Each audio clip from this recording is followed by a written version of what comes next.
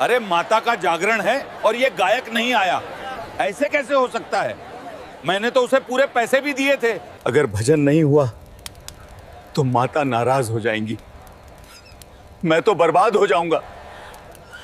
करोड़पति आदमी घबराया हुआ था। फोन उसके हाथ में कांप रहा था। उसके माथे पर पसीने की बूंदें थीं, जबकि रात की ठंडी हवा पंडाल के अंदर बह रही थी। अभी कुछ ही देर पहले उस फोन पर शहर की सबसे मशहूर जागरण सिंगर का मैसेज आया था। सॉरी सर, आज नहीं आ पाऊंगी। बस इतना लिखकर उसने फोन बंद कर दिया। कॉल की कोशिश की गई, स्विच्ड ऑफ। सारे कैलकुलेशन, सारा ईगो, सारी प्लानिंग एक मैसेज से धड़ाम।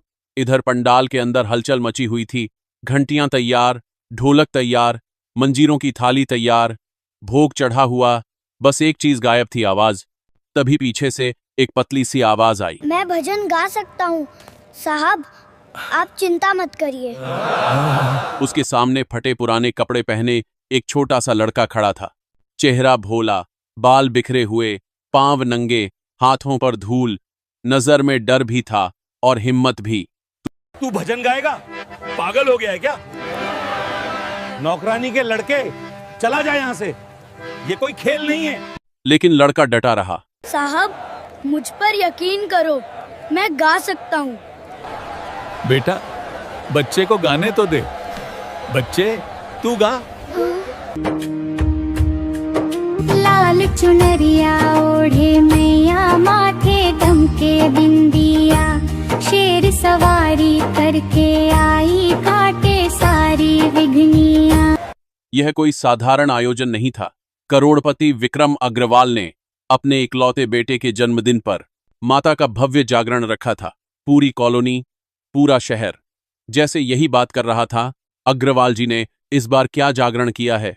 बड़ा पंडाल, लाल और पीले कपड़ों से सजा मंच, पीछे माता रानी की विशाल मूर्ति, मुकुट में चमकते पत्थर, हाथों में त्रिशूल और कमल, हजारों दिए चारों तरफ, लेड लाइट्स, फूलों की झालरें, रंगोली, धूप अगरबत्ती की खुशबू। शहर के बड़े नेता, उद्योगपति, सेलिब्रिटी सब मौजूद थे। किसी ने नवरात्रों की फोटो पोस्ट करनी थी, किसी ने नेटवर्किंग करनी थी, किसी को सिर्फ भोग चाहिए था। माता की मूर्ति सजी हुई थी, घंटियां बज रही थीं, सिंहासन के सामने फूल चढ़ाए जा चुके थे, भोग सज चुका था, पंडित जी आरती की तैयारी कर रहे थे। बस एक चीज बाकी थी, भजन। वही भजन जो इस पूरी रात की जान था, वही जागरण जिसके लिए सिंगर को मोटी फीस दी गई थी। सिटी की सबसे पॉपुलर जागरण सिंगर, जिसके आने की खबर से ही लोग एक्साइटेड थे। कई लोग तो सिर्फ उसे सुनने आए थे। लेकिन अब जागरण शुरू होने से सिर्फ 20 मिनट पहले सिंगर ने आने से मना कर दिया था। विक्रम के दोस्त फुसफुसाने लगे। इतना बड़ा आदमी है, फिर भी सिंगर मैनेज नहीं कर पाया। अब माता नाराज होंगी। लोग दिखावे के लिए भजन करते हैं। विक्रम का दिल बैठता जा रहा था। उसे सिर्फ अपनी इज्जत नहीं, एक अजीब सा डर भी था। अगर माता रानी का जागरण बिना भजन रह गया, अगर यह अपमान हो गया, तो वह परेशान होकर बोला, अब क्या करूं? माता का जागरण बिना भजन कैसे होगा? उसी पल उस छोटे लड़के की आवाज आई। मैं भजन गा सकता हूँ साहब, आप चिंता मत करिए। भीड़ के बीच से एक छोटा सा लड़का आगे आया। उम्र करीब 10-11 साल, फटे कपड़े, नंगे पैर, माथे पर पसीना, चेहरे पर थकान, पर आंखों में एक चमक। वह हाथ जोड़कर मंच के नीचे खड़ा हो गया। अंकल, मैं रोज भजन गाता हूं, मंदिर के पीछे, झुग्गियों में, कभी कभी छोटे छोटे जागरणों में भी। आप अगर चाहें तो मैं माता का गुणगान कर सकता हूं। पूरा पंडाल पहले तो हैरान, फिर हंसी से भर गया। अरे बच्चा जागरण करेगा? रात भर गाएगा क्या? इससे तो स्कूल की प्रार्थना भी ठीक, वो पढ़तन हो के पारी वाली परिनाकर हो गई है, केक से नहीं होती होगी। कोई बोला, ये तो उसी काम वाली का बेटा है ना, जो पास वाली झुग्गी में रहती है। अरे इतना बड़ा कार्यक्रम और गाएगा यह? मजाक हो जाएगा। विक्रम भी हिचकिचाया। बेटा, ये माता का जागरण है, यहां शहर के बड़े लोग बैठे हैं, ये कोई खेल नहीं है। अगर तुम गड़बड़ कर गए तो लोग हंसेंगे, और ये माता के प्रति भी ठीक नहीं होगा। लड़के की आंखों में डर जरूर था, लेकिन उससे ज्यादा विश्वास।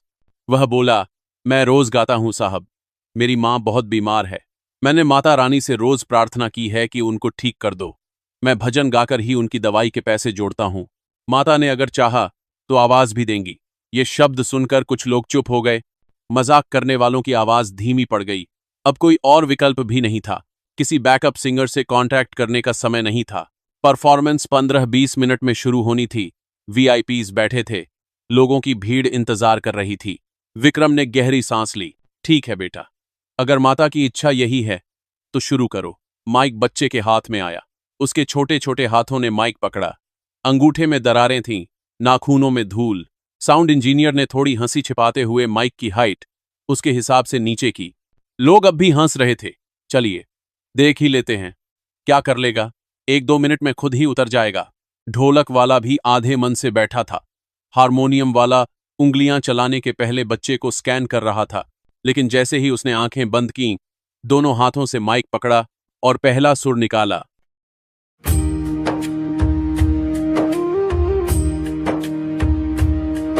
लाल चुनरिया ओढ़े मैया माथे दमके बिंदिया, शेर सवारी करके आई काटे सारी विघ्निया। की महिमा न्यारी है माँ सबसे निराली, बिगड़ी किस्मत पल में बदले जग की रखवाली। आओ मिलकर नाचे गाएं, छोड़ो सारी चिंता, माता रानी बैठी संग में दूर करे हर बाधा। जय माता दी की गूंज में रात बीते खुशियों की। जय हो शेरा वाली मैया, जय हो मेहरा वाली। नाचो गाओ झूमो भक्तों, आई मां रखने वाली। पूरा माहौल बदल गया। आवाज इतनी साफत, इतनी मीठी, इतनी गहरी कि सीधा दिल में उतरती चली जाए। कोई बनावट नहीं, कोई फालतू तान नहीं, ना फिल्मी अंदाज, ना शो ऑफ, बस सीधी सच्ची भक्ति। ढोलक व आले ने खुद को संभाला। उसके हाथ खुद ताल पर चल पड़े। हारमोनियम वाले की उंगलियां भी ट्यून पकड़ चुकी थीं। लोग चुप हो गए। पहले जो हंस रहे थे वे अब चुपचाप खड़े थे। कुछ की आंखें भर आईं, कुछ हाथ जोड़कर खड़े हो गए। कुछ ने पहली बार उस रात सच में आंखें बंद करके माता का नाम लिया। बच्चा एक भजन से दूसरे भजन पर गया। हर शब्द में दर्द भी था, प्रेम भी, भरोसा भी। उसकी आवाज में शायद उसकी बीमारी से जूझती मां की कराह भी घुली थी, और उसके अपने टूटे सपनों की आह भी। छोटा सा शरीर, लेकिन आवाज में एक अद्भुत ताकत। उसके सुर में ऐसी सच्चाई थी कि बड़े बड़े क्लासिकल सिंगर्स भी उस रात उसे सुनते तो शायद सिर झुका लेते। घंटियां बजती रहीं, जय माता दी के जयकारे गूंजते रहे। लोग उठकर नाचने लगे, झूमने लगे। कोई रो रहा था, कोई मुस्कुरा रहा था। विक्रम अग्रवाल, जो कुछ समय पहले घबराहट में पसीना पोंछ रहा था, अब हाथ जोड़कर खड़ा था, आंखें बंद, होठों पर एक ही शब्द, जय माता दी। रात कब बीत गई किसी को पता ही नहीं चला। सुबह के करीब 4 बजे अंतिम आरती हुई। पंडित जी ने शंख बजाया। आखिरी जय माता दी की आवाज आसमान तक गई। लड़के ने आखिरी सुर लिया, फिर धीरे से माइक रखा। उसके गले में हल्की खराश थी, पसीना माथे से गिर रहा था, लेकिन चेहरे पर संतोष। लोग उसकी तरफ दौड़ पड़े। बेटा क्या आवाज है, इतना छोटा और इतना भावपूर्ण गाता है। तूने तो पूरी रात रुला दिया। आगे भी बुलाएंगे तुम्हें। किसी ने जेब से 100 का नोट निकालकर उसकी हथेली में रख दिया। किसी ने उसका नंबर मांगा, आगे भी बुलाएंगे तुम्हें। विक्रम खुद बच्चे के पास आया। महंगा सूट अब भी स्पॉटलेस, लेकिन आंखों में नमी। बेटा, आपने मेरी इज्जत बचाई। मैं सोच भी नहीं सकता था कि आज की रात इस तरह संभल जाएगी। उसने अपनी जेब से मोटा सा लिफाफा निकाला। ये तेरे लिए है। इसमें उतने ही पैसे हैं जितने उस मशहूर सिंगर को देने वाला था। तूने उससे कम नहीं, ज्यादा भक्ति की है। बच्चे ने हाथ जोड़कर लिफाफा वापस कर दिया। पैसे मत दीजिए अंकल। विक्रम चौंक गया। क्यों बेटा, तूने पूरी रात मेहनत की है, ये तेरी मेहनत का हक है। बच्चे ने धीरे से कहा, मेरी मां बहुत बीमार है, सरकारी अस्पताल में भर्ती है। डॉक्टर ने कहा है अच्छी दवाई, अच्छा इलाज होगा तो बच सकती हैं, नहीं तो। उसकी आवाज भर्रा गई। उसने आंसू छुपाने के लिए आंखें नीचे कर लीं। मैं भजन गाकर मां के लिए थोड़ा थोड़ा पैसा जोड़ता हूं। आज अगर आप मेरी मदद करना ही चाहते हो तो ये पैसे मेरी मां के इलाज में लगा दो, वो ठीक हो जाएंगी। तो वही मेरी सबसे बड़ी कमाई होगी। विक्रम सन्न रह गया। उसे लगा था बच्चा पैसे के लिए गा रहा है, लेकिन यहां तो मामला उल्टा था। बच्चा दान नहीं, दुआ मांग रहा था। कहाँ है तेरी मां? उसने तुरंत पूछा। सरकारी अस्पताल में, वार्ड नंबर 7 में। पापा नहीं हैं, मैं ही देखता हूं। आज भी मैं रात को माइक लेकर नहीं, उनकी फाइल लेकर घर लौटूंगा। सोचा था कुछ पैसे मिल जाएंगे। विक्रम के अंदर कुछ टूट सा गया। उसे अपने बेटे का चेहरा याद आया, जो अभी अपने कमरे में सो रहा होगा, केक्स और गिफ्ट्स के सपने देखते हुए। और दूसरी तरफ यह बच्चा जिसकी पूरी रात भजन में निकल गई और सुबह वह फिर हॉस्पिटल भागेगा। उसी दिन बिना देर किए विक्रम ने पूरी जिम्मेदारी उठा ली। वह खुद बच्चे के साथ अस्पताल गया, डॉक्टरों से मिला। जो भी बेस्ट ट्रीटमेंट है सब करिए, बिल मैं भरूंगा। किसी रिपोर्ट पर मनी प्रॉब्लम की लाइन नहीं आनी चाहिए। सरकारी अस्पताल से प्राइवेट रूम में शिफ्ट कराया गया। अगले ही हफ्ते टेस्ट हुए, ऑपरेशन फिक्स हुआ, दवाइयां शुरू हुईं। कुछ महीनों में मां की हालत सुधारने लगी। एक दिन वो आईसीयू से जनरल वार्ड में आई, फिर कुछ हफ्तों बाद घर लौट आईं। चलने लगीं, मुस्कुराने लगीं, बेटे की आवाज में फिर से भजन सुनने लगीं।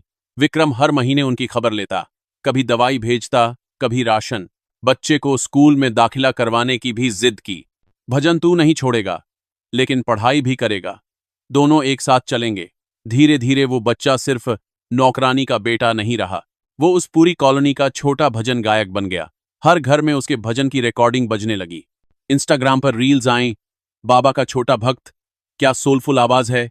किसी ने उसका वीडियो वायरल कर दिया, किसी ने उसकी मदद से एक छोटा यूट्यूब चैनल बना दिया, बाल भजन गायक। लेकिन ये सब बाद की बातें थीं। उस रात जब उसने पहली बार खुले मंच पर माता का गुणगान किया, उसने सिर्फ एक चीज साबित की, माता की भक्ति कपड़ों से नहीं देखी जाती, आवाज की ऊंचाई से नहीं, भाव की गहराई से पहचानी जाती है। जिसके दिल में सच्ची श्रद्धा हो, माता उसी की सुनती हैं, भले वो करोड़पति हो या किसी झुग्गी में रहने वाला छोटा बच्चा। अगर इस कहानी ने आपके दिल को सच में छुआ हो तो लाइक करें, सब्सक्राइब करें और कमेंट में लिखें जय माता दी। क्योंकि जब इरादा साफ हो तो मां खुद गायक चुन लेती हैं। कोई महंगा मशहूर नाम नहीं, बल्कि वो छोटा बच्चा जिसकी आवाज में सिर्फ श्रद्धा होती है और कुछ नहीं।